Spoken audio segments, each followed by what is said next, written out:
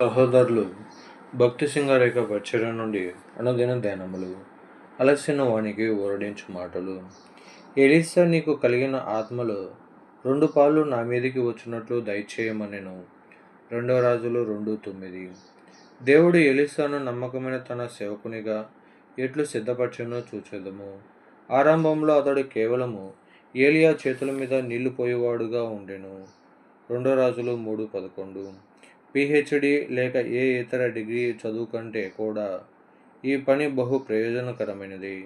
డిగ్రీలు సంపాదించుటకు కష్టపడి చదివేవారు అనేక అనుమానములు కలిగి ఉందరు. వారు బాగా చదివి ఎంతో జ్ఞానము సంపాదించి ఉండవచ్చును గాని వారు విశ్వాసంలో బలహీనముగా నుందురు. ప్రభు ఎలీసాను పిలిచినప్పుడు అతడు 12 అరకల ఎడ్ల చేత దుక్కి దున్నించు కఠినమైన పనిలో నిమగ్నమై ఉండెను.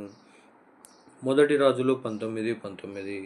కాబట్టి ఎలీసా తాను ఏలియా చేతుల మీద నీళ్లు పోయి పని చేయుచు తన సమయమును వ్యర్థము చేసుకొనుచున్నానని తలంచి ఉండవచ్చును. దేశములో దేవుని కార్యములకు వ్యతిరేకులైన అనేక అబద్ధ ప్రవక్తలు, యెజబేలు వంటి శత్రువులు అనేకులుండిరి. ఇట్టి పరిస్థితులలో ఎలీసాకు భారమైన పని అప్పగించబడనై ఉన్నది. ఎంతో ప్రాముఖ్యమైన అవసరత ఉన్నప్పటికీ చాలా సంవత్సరాల వరకు దేవుడు ఎలీసాకు పని అప్పగించలేదు.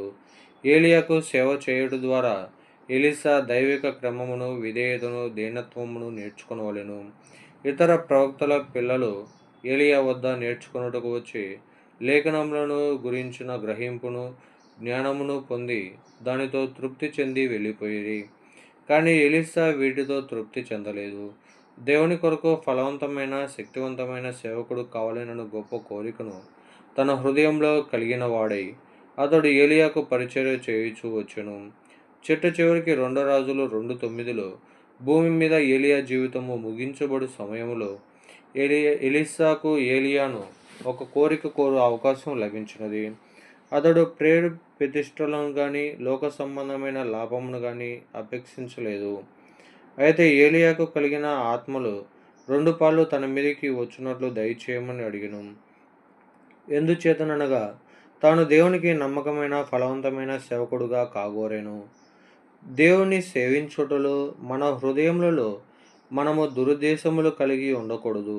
ఎందుచేతననగా సాతాను యేసు ప్రభువును గూర్చిన సాక్ష్యము అవమానపరచబడి సంఘములలో కలవరము కలుగునట్లు చేసి వాటిని మన హృదయములలో నుంచుటకు ప్రయత్నించును. డబ్బు విషయమైన తన ప్రేమను బట్టి ఎవరు అబద్ధ ప్రవక్తలో మనము సులభముగా చెప్పగలము. వారికెంత ఆదాయము ఉన్నను వారికి తృప్తి ఉండదు. ప్రజల నుంచి డబ్బు లాగుకొనుటకై వారు ఏదో ఒక విధముగా వారి అక్కర్లను తెలియజేయుదురు. ఎడతెగక తమ అవసరతలను సూచనప్రాయముగా వెల్లడి చేయుదురు. అటువంటి వారి విషయంలో నీవు జాగ్రత్తగా ఉండవలెను. మాకు స్వస్థత వరము కలదని కొందరు బోధకులు వెల్లడిపరుచుకుందరు. తమ స్వస్థత వరము గురించి ఆకర్షణీయమైన ప్రకటన కాగితములు గోడలపై అంటించెదరు. విరివిగా ప్రచారములు గావించెదరు. అదే సమయంలో ప్రజల యొద్ద నుండి డబ్బు సంపాదించుటకు కుయుక్తితో కూడిన పన్నాగములు అనేకములు పన్నెదరు. అటువంటి వారందరి నుండి ప్రభు మనలను భద్రపరచునుగాక.